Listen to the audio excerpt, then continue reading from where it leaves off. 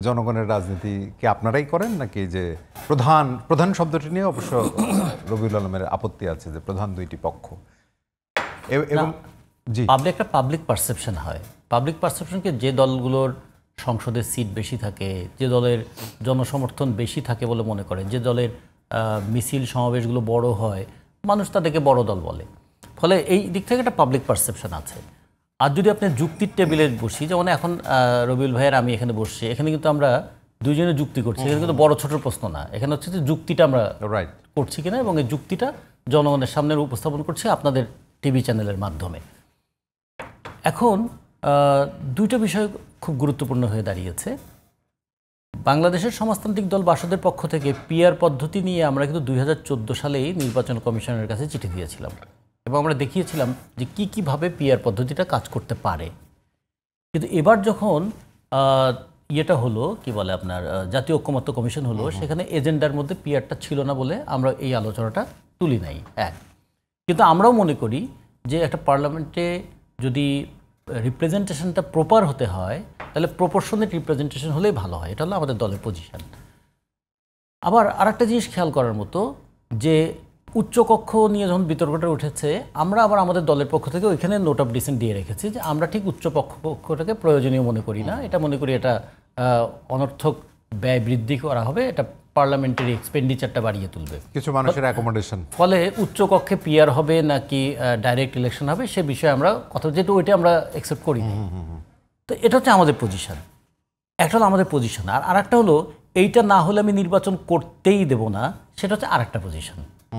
একটা দলে আপনাদের তো সেই রকম আমরা বলছি যে আমরা এটা প্রোপাগান্ডা হিসেবেই রাখবো। আমরা একটা সুষ্ঠু অবাধ গ্রহণযোগ্য নির্বাচন কিভাবে হতে পারে, পিআর না first past of the pole, এইটা দুটার মধ্যে বিতর্ক একটা আছে। কিন্তু সবচেয়ে বড় বিতর্কটা আমরা করতে চাই, নির্বাচনে কি টাকার খেলা হবে, নির্বাচনে কি প্রশাসনের ব্যবহার হবে, নির্বাচনে কি পেশি শক্তির ব্যবহার হবে, নির্বাচনে কি আঞ্চলিকতার ব্যবহার হবে, কিংবা নির্বাচন আসলে যেটা ভাই বললেন যে ধর্মকে, মানুষের আবেগকে, মানুষের বিশ্বাসকে পুঁজি করে ভোটের বাক্স ভর্তি করার ব্যবস্থা হবে। আমরা বলি এগুলো বন্ধ হওয়া দরকার। নির্বাচন যেন মানুষ বিতর্ক করতে পারে। যেমন আপনার সঙ্গে আমি তর্ক করছি, আপনি আমাকে থামিয়ে দিতে চাচ্ছেন, আমি আপনাকে বললাম না আমার কথাটা শেষ করতে দেন। রবিউল ভাই একটা কথা বললাম, আমি বললাম না আমার মতটাই। এটা আমরা যখন করছি তখন কিন্তু আমরা একটা ওপেন একটা অ্যাটমসফিয়ার পেয়েছি, একটা ডেমোক্রেটিক অ্যাটমসফিয়ার পেয়েছি। যখন এখানে বিশ্বাসের জায়গাটা আসবে তখন কিন্তু এই ওপেন অ্যাটমসফিয়ারটা থাকে না। নির্বাচনে আপনার টাকার খেলা, পেশি শক্তির যে খেলা, এবং একটি পক্ষ থেকে জামাত ইসলামী তাদের যে বিভাগীয় সমাবেশ সেখানেও বলেছে যে যদি পিআর পদ্ধতিতে নির্বাচনটা হয় তাহলে ব্যক্তির যে আধিপত্য সেটি কমে যাবে, যেহেতু মার্কাভিত্তিক নির্বাচন হবে দলীয়ভাবে, সুতরাং ব্যক্তির যে একক আধিপত্যের যে জায়গাটা সেটি কমবে। আপনি এই বক্তব্যের সাথে কি আপনার একমত হয়েই পিআর এর পক্ষে ছিলেন এক সময়? মানে না, আমরা বলি পিআর অথবা ফার্স্ট পাস্ট দ্য পোল, তার আগে আমরা আর একটা কথা বলছি, পিআর ফর পিআর, মানে প্রি রিকুইজিট ফর পিআর। প্রি রিকুইজিটগুলো যদি কমপ্লিট না হয় তাহলে পিআর দিয়েও কিন্তু খুব ভালো কিছু হবে না। এখন যে পদ্ধতিতে নির্বাচন হয় এই পদ্ধতিটাই যদি বহাল থাকে তাহলে পিআর দিয়ে আসলে পিআর দিয়েই বা কি হবে? সেই কারণে বলছি যে আমরা নির্বাচন একটা গণতান্ত্রিক ব্যবস্থার অঙ্গ, কিন্তু গণতান্ত্রিক সংস্কৃতিটা না থাকলে শুধু অঙ্গ দিয়ে কিন্তু আমি গণতন্ত্র চর্চা করতে পারবো না। সেই কারণে আমরা ওই দিকগুলোর উপর বেশি গুরুত্বটা দিতে চেয়েছি। এখানে তাদের সঙ্গে আমাদের পার্থক্য এক। দুই নম্বর হচ্ছে মানুষের আবেগকে পুঁজি করে কাজ করতে আমরা অনেকভাবে দেখেছি। সেই আবেগটা কীরকম, আমাদের যেমন মুক্তিযুদ্ধের আবেগকে কেন্দ্র করে কেউ মুক্তিযুদ্ধের চেতনাকে কেন্দ্র করে মানুষকে প্রভাবিত করার চেষ্টা করেছে।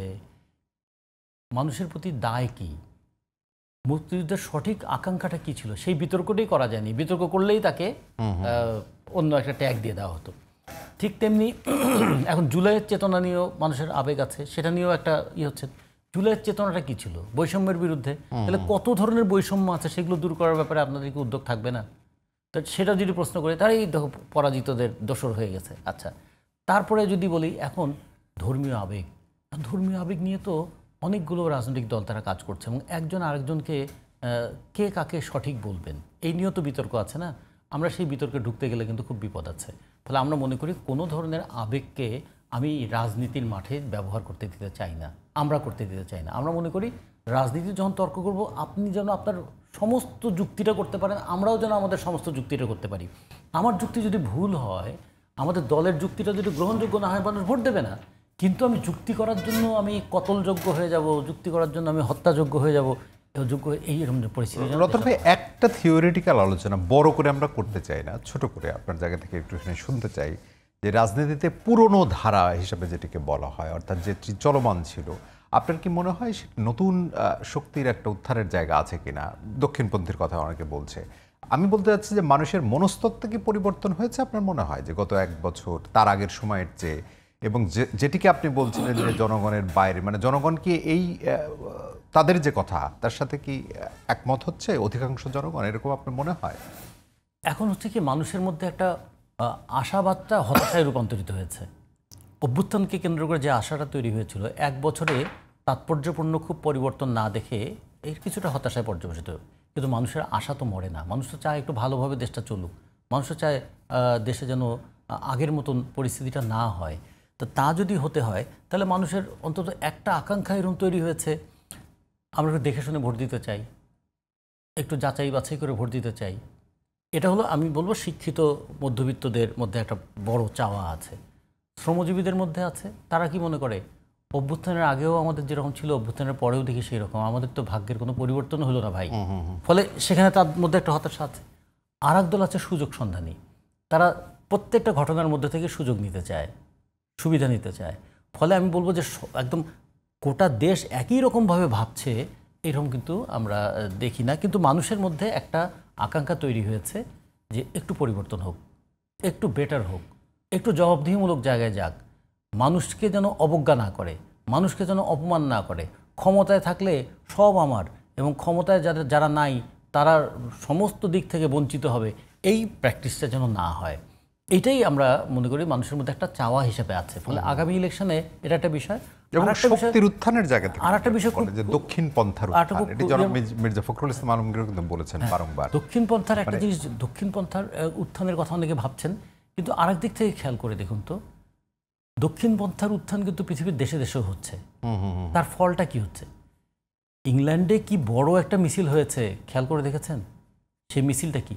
বাংলাদেশে যদি দক্ষিণ পন্থার উত্থান হয়, ভারতেও যদি দক্ষিণ পন্থার উত্থান হয়, ইংল্যান্ডেও যদি দক্ষিণ পন্থার উত্থান হয়, ফ্রান্সেও যদি দক্ষিণ পন্থার উত্থান হয়, জার্মানিতেও যদি দক্ষিণ পন্থার উত্থান হয়, তাহলে মানুষ স্বস্তি নিয়ে বাঁচবে কীভাবে? ফলে মানুষ কিন্তু আবার আর একটা জিনিসও ভাবছে যে যে কোনো জায়গায় অতি দক্ষিণপন্থী উত্থান মানুষকে কিন্তু একটা বিপদের দিকে ঠেলে দেবে। প্রথমে তার একটা উন্মাদনা থাকে যে আমরা বাংলাদেশে আমরা ছাড়া আর কাউকে থাকতে দেবো না, আপনাকেও থাকতে দেবো না। আবার আপনি যদি যখন চিন্তা করে দেখেন যে আপনার ছেলেকে যখন আপনি পড়াবেন, তখন আবার কোন দেশটাকে বেছে নিচ্ছেন? আবার সেই দেশে তারা যদি ভাবে যে তাদের ছাড়া কাউকে এখানে থাকতে দেবো না, তখন কি হবে? ফলে আমার মনে হয় মানুষের শুভবুদ্ধি, মানে ইন দ্য লং রান ধরেন কনসিকুয়েন্সেস কি হবে, কিন্তু এটির তো একটা উন্মাদনা আছে নিশ্চয়ই। মানে আমরা ভয় পাই ওই উন্মাদনাটাকে। মানুষ যখন একটা আবেগের উন্মাদনায় ভেসে যায়, তখন কিন্তু তার পরিণতির কথা সে চিন্তা করে না।